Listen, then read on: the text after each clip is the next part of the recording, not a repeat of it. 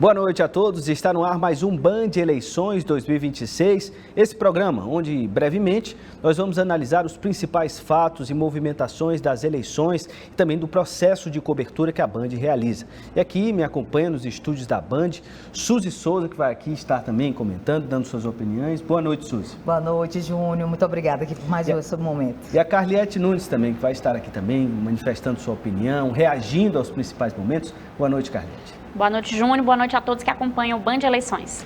É isso. Olha, a gente já vai analisar agora, a partir de agora, os principais destaques do debate presidencial que foi realizado pela Band no último domingo, né? Reuniu ali apenas 3 candidatos efetivamente, Augusto Cury, Ronaldo Caiado e, além deles, é claro, também Renan Santos, pelo Missão, né? Ronaldo Caiado pelo PSD e Augusto Cury pelo Avante, já que o debate contou com a ausência do presidente da República, Luiz Inácio Lula da Silva, né, com a ausência também de Flávio Bolsonaro, que não foi porque Lula foi, segundo entrevistas que ele mesmo concedeu, e Romeu Zema, ex-governador de Minas Gerais, do Partido Novo, que também faltou ao debate. E agora a gente vai acompanhar aqui os principais momentos desse debate, começando por uma fala de Renan Santos, que disse que o primeiro ato de campanha dele vai ser realizar um banho de sangue, né, em favelas em todo o país, especialmente no Rio de Janeiro, e as críticas que ele fez ao presidente Lula. Vamos acompanhar o que disse o presidenciável Renan Santos. Eu vou iniciar um banho de sangue contra os membros das facções. Nós vamos passar a rapa nesses caras. Se você mora no Rio de Janeiro, as tropas vão subir as favelas e vão libertar as favelas que hoje estão na mão do Comando Vermelho. Lá no Ceará, eu vou em Santa Quitéria tirar o Comando Vermelho e vou libertar a Fortaleza. A Bahia, que hoje está na mão até de facção, que se você usar uma roupa da Adidas, eles vão matar você, nós vamos passar por cima deles. Se eles se entregarem, ficarão presos por 30, 40, 50, 60, 70 anos. Se quiserem lutar, vão encontrar algo que eles nunca viram na vida. Forças federais, guardas municipais e as polícias estaduais atirando em vagabundo como se não houvesse amanhã. O que eu preciso? Retomar o território brasileiro, isso se inicia no dia 1 do nosso mandato, e logo em seguida fazer as reformas econômicas que vão permitir, aí sim, que você consiga comprar um celular e não se endividar e depois andar na rua sem ninguém roubar ele. Se a gente conseguir fazer isso no meu primeiro ano de mandato, teremos um país indo para o caminho certo. E para finalizar aqui, deixando a boa lembrança que foi colocada agora pelo Augusto Cury, vamos lembrar uma coisa aqui, meus queridos amigos. Nesse instante, de fato, o Lula está lá na Record. A Record é uma emissora que está se comportando como moleque, que está se entregando ao Lula agora, porque aparentemente está envolvida no escândalo de corrupção com alguns dos seus donos do escândalo do Digimais. Ao invés de contribuir com a democracia, chamou aquele bêbado safado, para ir lá ficar fazendo monólogo. Eu quero saber se eles vão perguntar pro Lula se o filho dele, Lulinha, roubou ou não roubou o nosso dinheiro no INSS.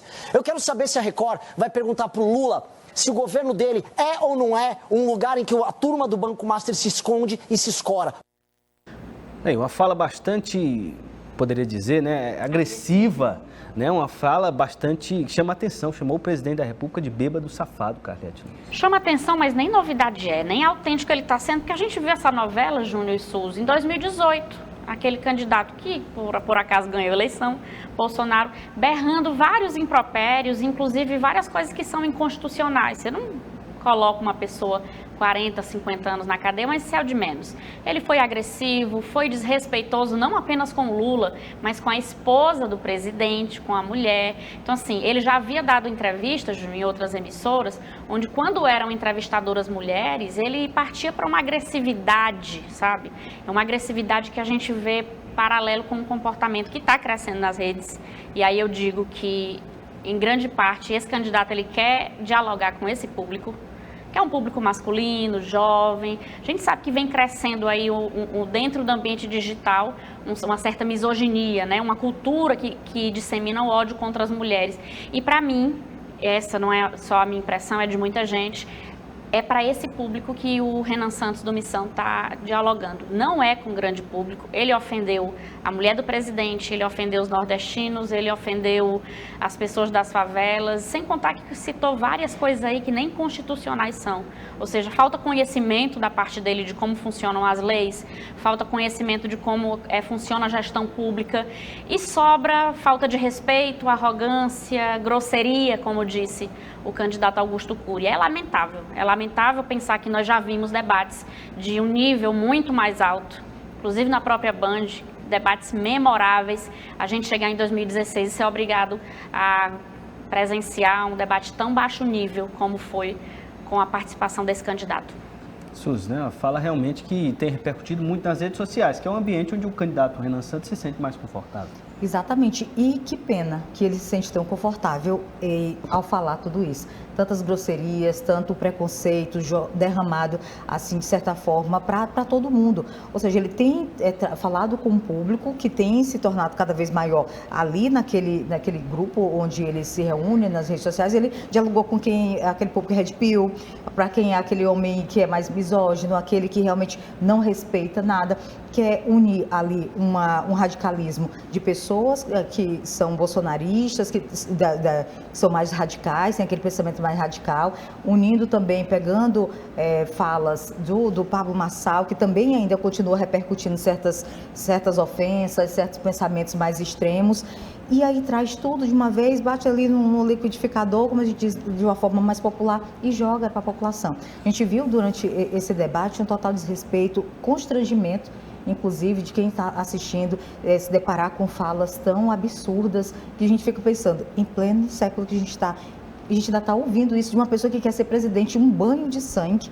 Realmente é algo que não dá para absorver. E na minha opinião, o Renan Santos fez o que ele foi lá no debate para fazer, que era gerar corte e chamar a atenção em cima da ausência antecipada do presidente Lula e de Flávio Bolsonaro, depois veio o Zema. Ele fez, tudo ali foi arquitetado, na minha opinião, claro, né? A fralda que ele levou com o nome do Lula e com o nome do Flávio, né? O modo como ele se referia aos palanques ali vazios. Então, apesar de o próprio Movimento Brasil Livre, que fomenta a base de militância do Partido Missão, recusar a semelhança, mas eu aqui uso a minha liberdade jornalística, Carliette Suzy, para comparar a performance do Pablo Marçal na campanha à Prefeitura de São Paulo em 2024. Uma campanha de chamar a atenção, uma campanha de gerar corte e engajamento nas redes sociais, que infelizmente, se tem quem produza, tem público que consome. Ou seja, ele não descobriu a roda, esse estilo vem gerando alguns frutos, sim. A gente sabe que o ambiente digital é um ambiente onde existe muito ódio, e o ódio é o que mais move, né? A raiva, os discursos de ódio, ele está tentando canalizar toda a raiva que você tem ali no ambiente da internet, politicamente. Transformar essa raiva em voto. Já funcionou? Já funcionou. Deixou de funcionar há algum tempo, vamos ver se ele vai conseguir aí. Eu acho que é uma pena esse tipo de candidato ter essa visibilidade desse tamanho e outros candidatos que teriam muito mais coisa para mostrar e teriam muito mais conhecimento, entendimento de como funciona a gestão pública, os anseios das pessoas mais pobres, não terem espaço num ambiente tão privilegiado como é a TV aberta. É realmente lamentável. Isso aí. E como a gente próprio comentou aqui, em meio às reações a essa dinâmica do debate, teve também uma fala aí de Augusto Cury. A gente vai conferir uma fala aí que começa com o Renan Santos e a resposta de Augusto Cury, onde ele disse se assombrar com a agressividade do candidato do Partido Missão. Vamos acompanhar. Cara que não tem coragem de vir a público falar por que no governo dele as pessoas não estão conseguindo comer mais. Falar por que na porcaria do governo dele a insegurança pública está aumentando. Por que na porcaria do governo dele mais pessoas estão perdendo a esperança de empreender. Falar por que na porcaria do governo dele o Brasil se tornou um ser submisso na política internacional, tendo que pedir pinico para a China ou para os Estados Unidos na hora de fazer negócio. O que eu aviso para esse eleitor é dramático. Tirando um pedaço dele, que é aquele eleitor que está no Bolsa Família, que ainda acredita que o Lula é a única fonte de comida dele, de maneira errônea, o eleitor restante que apoia esse cara está sendo canalha. Canalha, está rifando o nosso futuro e eu não quero o voto dele. Obrigado. Candidato Augusto Cury, o senhor tem mais 1 minuto e 30. Olha, Renan, você tem um nível de agressividade que me assombra. Então, as ideias podem ter fundamento, mas a agressividade, ela asfixia e a capacidade das pessoas terem as suas próprias opiniões. Nós estamos numa democracia, e a democracia, a beleza dela está na divergência. Você pode criticar as ideias de Lula, e são criticáveis, mas você não pode criticar a pessoa, transformando ela numa escória humana, quase que um lixo, e nem mesmo o eleitor de Lula. Isso aí, né? Augusto Cury, inclusive, disse ali que ele reduz a pessoa do presidente a quase uma escória humana, fecha aspas, abre e fecha aspas, né? Uma frase forte. E sem falar que ofende, inclusive, o eleitor do Lula, ao chamar de canalha, dizer que um voto desse ele não quer. Claro que realmente quem vai votar em Lula despreza qualquer tipo de fala feita pelo Renan numa situação como essa. Mas chamar o eleitor de canalha, dizer que não aceita o voto Isso. E ele divide os eleitores do Lula em dois grupos. Um grupo é aquele que depende, olha as palavras dele, depende do Lula para comer. Ou seja, ele não demonstra nenhum entendimento do que é uma política uma política social, tá? De reparação social. O outro grupo ele chama de canalhas, que são os que não dependem dos programas sociais, que mesmo são assim... os canalhas que ele não quer o voto. Vocês vão lembrar da expressão, se você quer aparecer, você coloca uma melancia, é pendurada no pescoço ou é na cabeça? É no pescoço. Esse rapaz está querendo aparecer. E como é que você consegue chamar atenção? Uma das formas é chocando. Tem 11 candidatos à presidência, ele precisa aparecer de alguma forma. E a forma que ele escolheu para aparecer, já que aparentemente ele não tem conteúdo, é falando vários absurdos e ofendendo vários segmentos, mulheres, pessoas que recebem benefício social, enfim. Frases de efeito, né? E dando prosseguimento, teve também aí críticas do ex-governador do estado de Goiás, Ronaldo Caiado, a Lula e Flávio Bolsonaro, por suas respectivas ausências no debate. Ele usou, inclusive, termos que estão repercutindo bastante nas redes sociais, que é o Dark Horse e o Dark Lobby, se referindo ao presidente Lula. Vamos acompanhar. Por que eles não vêm ao debate? Por quê?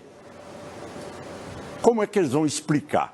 E no primeiro momento, eu disse, olha, Flávio, explique o que estão denunciando e falando a seu respeito. Ele realmente não deu satisfação, não explicou o Dark Horse. Ou seja, ele exatamente fugiu da explicação à sociedade. Como é que um candidato à presidência da República pode querer ter a presunção da inocência, sendo que não explicou aonde foi parar esses milhões e milhões de reais? Esse é o fato que realmente o impede de... Então você tem uma característica de dois candidatos. O primeiro candidato tem o Dark Horse, que esse vocês conhecem. E o Lula tem o Dark Lobby. Aí é a Roberta, tá certo? E também o segundo... Isso aí, o ex-governador se referindo ao escândalo do INSS, que está envolvido o filho, supostamente envolvido o filho do presidente Lulinha, né, com o lobista e toda a questão que tem ganhado destaque na imprensa nacional. Contar rapidamente para as pessoas que não estão lembrando, mas o Caiado, ele já foi candidato à presidência. Inclusive, a primeira vez que ele foi candidato à presidência foi junto com o Lula em 1989, quando houve a reabertura. Primeira eleição direta para presidente depois da ditadura, Ronaldo Caiado estava lá. De lá para cá, ele tem um histórico de um político que atua defendendo ideias da direita. Ele já foi governador várias vezes, inclusive renunciou recente, senador, ou seja, ele conhece todos os meandros da política do Goiás e de Brasília. De longe, o Ronaldo Caiado é a pessoa com mais experiência, entendimento da política, dos trâmites de Brasília e da gestão administrativa. E perdeu uma excelente oportunidade de mostrar essa superioridade técnica de conhecimento diante dos outros dois candidatos. Gastou o tempo dele batendo no Lula, o que é uma pena também. Pode, mas na minha opinião foi a estratégia errônea. Ele poderia ter saído maior desse debate se ele tivesse mostrado ali que ele era mais preparado que os candidatos que estavam debatendo junto com ele.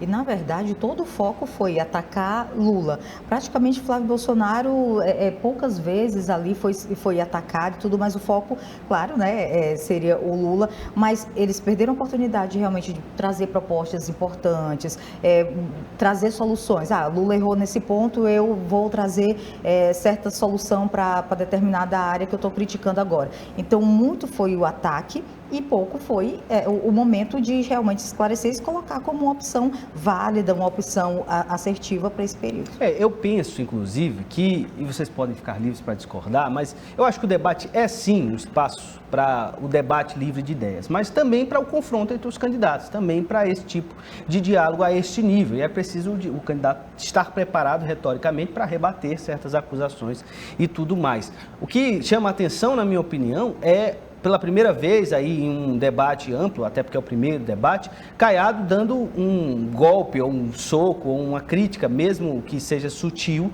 a Flávio Bolsonaro. Alguém que ele sempre foi próximo, ou pelo menos que ele sempre foi Já simpático. chegou até a ser aliado. Exatamente, ele sempre foi muito simpático ao Flávio. Pela primeira vez ele atacou diretamente o presidenciável que representa o PL aí nesse debate da Band. Mas olha, agora a gente vai para um brevíssimo intervalo. Daqui a pouco a gente volta com mais assuntos para continuar aqui repercutindo os principais temas do debate. Então sai daí que a gente volta já.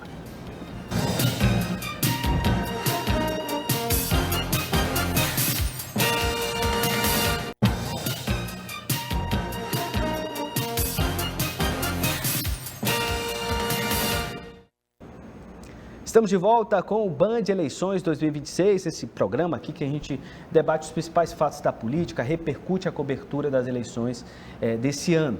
E olha, agora voltando no bloco anterior, nós analisamos aqui os principais pontos do debate e nesse bloco a gente atualiza aqui a situação em relação ao cenário de pesquisa para a eleição presidencial. Claro, uma pesquisa que foi divulgada nessa segunda-feira, né, e que mostra pontos aí interessantes em relação a como esse cenário está, o retrato do momento da pesquisa eleitoral. No primeiro turno, em um primeiro cenário estimulado, o presidente Luiz Inácio Lula da Silva aparece com 41% das intenções de voto, seguido pelo senador Flávio Bolsonaro com 37%. Né? Ronaldo Caiado vem logo em seguida com 5% das intenções de voto, Renan Santos do Missão ali com 3% e Romeu Zema com 3% também, o escritor Augusto Cury com 2%, Samara Martins do Unidade Popular com 1%. Né? Ali tem outros nomes que estão pontuando ali, mas sem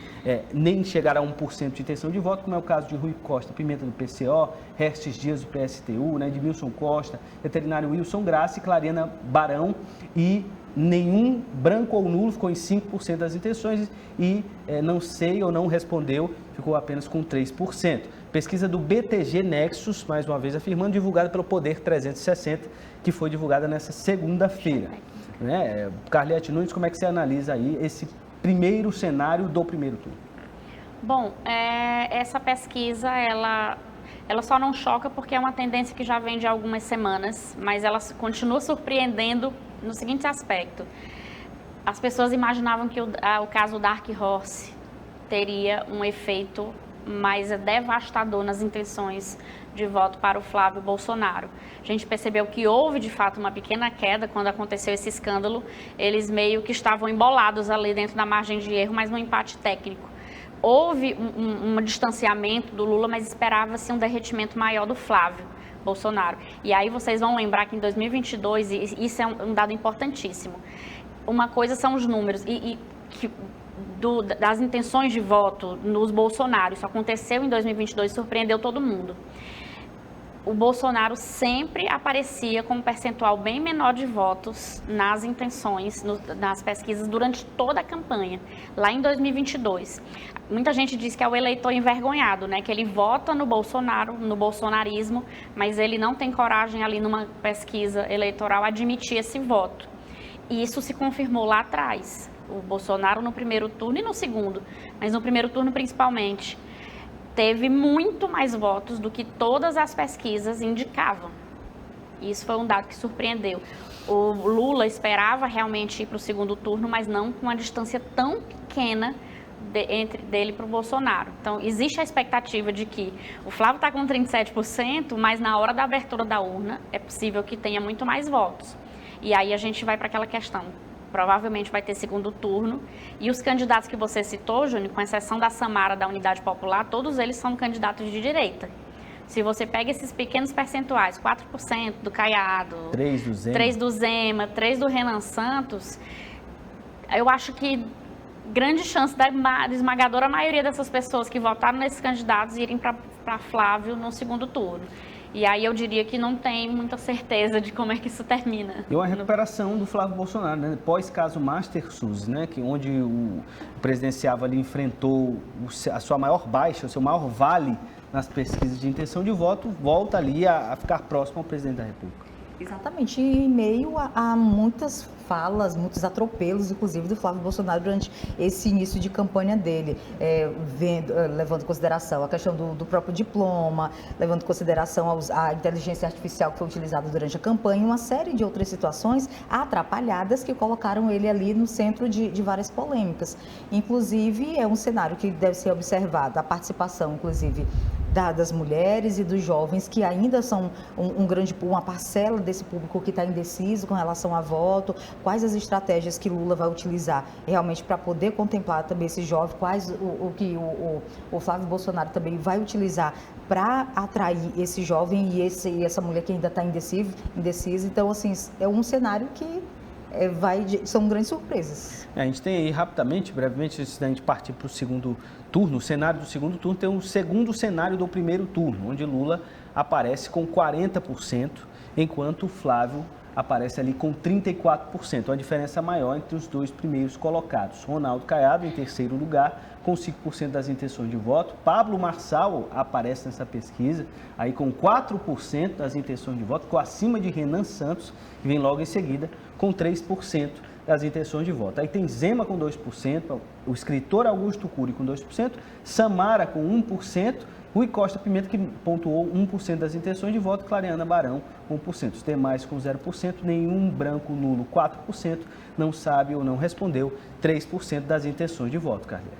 É importante as pessoas perceberem que a diferença entre essas duas pesquisas que você mostrou agora é que nesse segundo cenário entra a figura Pablo Marçal, né, que na verdade foi até, por sorte, indeferida a candidatura dele, TSE São Paulo decidiu que ele está, de fato, inelegível. Mas você percebe que nesse segundo cenário, Júnior, o Lula perde 1%, tá? Possivelmente vai ali para o Rui Costa Pimenta, vamos dizer que é mais ou menos do mesmo espectro político. Mas o Flávio Bolsonaro, ele passa de 37% para 34%.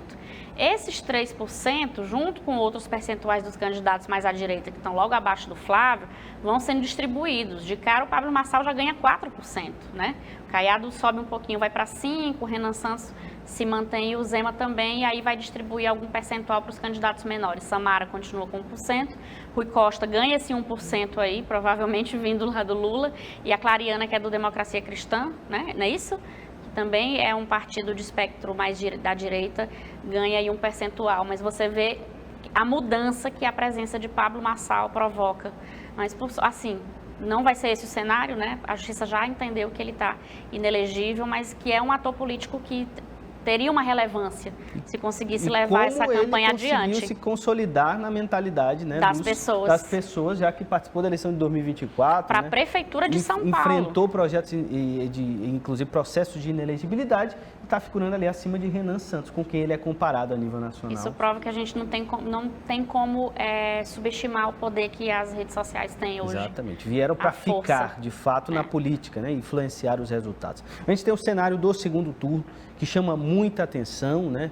É o cenário aí onde aparece um nível de paridade dos candidatos muito grande, que nesse cenário, Flávio Bolsonaro aparece figurando 45% das intenções de voto e o presidente Lula caiu de 47%, né, do dia 17 do mês 8 para 46%. O empate técnico entre os dois candidatos no segundo turno, né? Essa pesquisa aí chama bastante atenção porque mostra o que o primeiro cenário do primeiro turno trouxe acerca de recuperação de Flávio Bolsonaro, né? De que ele já vinha ali em uma crescente e nessa pesquisa o presidente ali teve ali, em primeiro 47, teve uma baixa, depois 47 novamente e depois agora, nessa pesquisa mais recente, voltou a 46, né? Muito parelho de Flávio Bolsonaro do PL, os dois candidatos.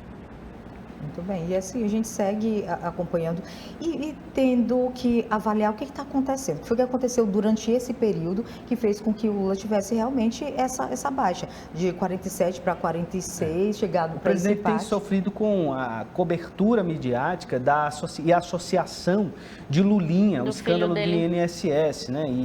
Que na verdade nem é do INSS, exatamente, mas é uma tentativa dos próprios candidatos de direita colar. No escândalo do INSS, Até o momento não foi provada nenhuma participação do Lulinha, inclusive com a abertura das contas dele.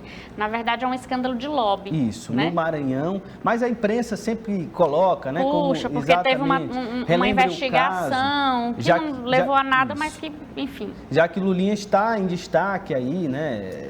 O presidente Lula só foi, por exemplo, pessoalmente, só foi citado em matéria mais recente do Estado de São Paulo, né, que expõe aí esse suposto vazamento de mensagens de um lobista. E não lá só do Maranhão. Lulinha, mas do secretário pessoal do Lula, até bem pouco tempo, que estava na campanha, mas saiu por conta do escândalo Marcola. Né? Então tem a figura Lulinha e tem a figura Marcola, que talvez seja até mais nocivo. Por quê? Porque Lulinha é o filho, mas Marcola era a pessoa responsável pela agenda do Lula. Né? O Lula diz que não tem telefone celular. O celular dele é o Marcola, né? Que está ali o tempo todo. Se você quiser falar com o Lula, você tem que passar necessariamente, pelo Marcola, porque era a pessoa que organizava ali a rotina do Lula e a agenda. Porque o Lula já disse várias vezes que ele não usa celular, não tem rede social. Quer dizer, tem rede social, mas não é ele que administra. Então, assim, o escândalo de fato do lobby foi para dentro do Palácio do Planalto, com a entrada do Marcola nesse processo aí, nessa tentativa de lobby para conseguir contratos com o Ministério da Saúde. Suposta. Até agora não se conseguiu provar, até porque os vazamentos eles estão sendo bem seletivos. Por isso tem gente que defende que seja liberado todo o processo, não só desse escândalo do lobby do Lulinha e do Marcola, mas também do caso da Arqui Roça. E mais uma vez, vazamentos e as mensagens sendo o fator determinante em notícias que têm impacto sobre o eleitorado. Né? A gente já viu essa novela. Muito recentemente, com o caso Master, inclusive. Mas olha, é preciso que eu cite aqui os dados dessa pesquisa. Olha, foram ouvidos 2.006 eleitores por telefone entre os dias 21 de agosto e 23 de agosto. A margem de erro é de 2 pontos percentuais para cima ou para baixo, com intervalo de confiança de 95%. A pesquisa BTG Nexus está registrada no Tribunal Superior Eleitoral, TSE, sob o número BR 09028 de 2026. Então, essa pesquisa mostra o retrato mais recente do momento, né? Mostra aí como os candidatos estão se posicionando. Claro que a campanha começou agora, existe todo um processo a ser conferido e existe um trabalho a ser percorrido, notícias podem aparecer, coisas que podem influenciar os eleitores, né? A participação dos candidatos que é esperada nos demais debates, tudo isso tem influência nas pesquisas eleitorais e, claro, como a gente diz sempre, essa pesquisa é um retrato do momento, né, Thalia? Mas assim, é uma tendência que vem sendo observada por conta dessa pesquisa. A pesquisa, ela de fato é um retrato do momento, mas as pesquisas, quando você coloca aí, como você mostrou o gráfico, quando você pega um período, ela mostra uma tendência. E até o momento, existe uma tendência de não acontecer nada de novo. As pesquisas, elas estão muito parecidas. A perspectiva é que o Lula chegue, a perspectiva, baseado num filme que as pesquisas mostram numa determinada linha do tempo. Que Lula vai ser o mais votado no primeiro turno, mas não vai ter a maioria absoluta, Flávio vai ser o segundo colocado e muito provavelmente a gente vai para um segundo turno. Exatamente, porque eu até vi isso recentemente, que muitos especialistas botavam como se a eleição, há poucos dias atrás, já davam a possibilidade de primeiro turno ser liquidada a eleição. Isso é muito difícil, considerando o ambiente que nós estamos, o político polarizado. Exatamente, alguns até consideraram ali, mas essa pesquisa deixa clara aí a tendência de um segundo turno, seguindo a tradição das últimas 4 eleições, as últimas 3 eleições foram decididas no segundo turno. Mas eu gostaria de agradecer a vocês, nosso tempo já está acabando. Muito obrigado pela participação. Eu que agradeço, Júnior, muito obrigada. Esse momento da gente poder conversar com o eleitor, trazer as ideias e colaborar aí com também as propostas e com a nossa observação. Caliete Nunes. Obrigada, gente. Até a próxima. Daqui a 2 semanas a gente volta com o Band de Eleições Local. É isso aí. Tenham todos uma boa noite, uma boa madrugada. A gente amanhã volta aqui com a programação normal da TV Band. Você não pode perder aí os detalhes da política. Até logo e tchau, tchau.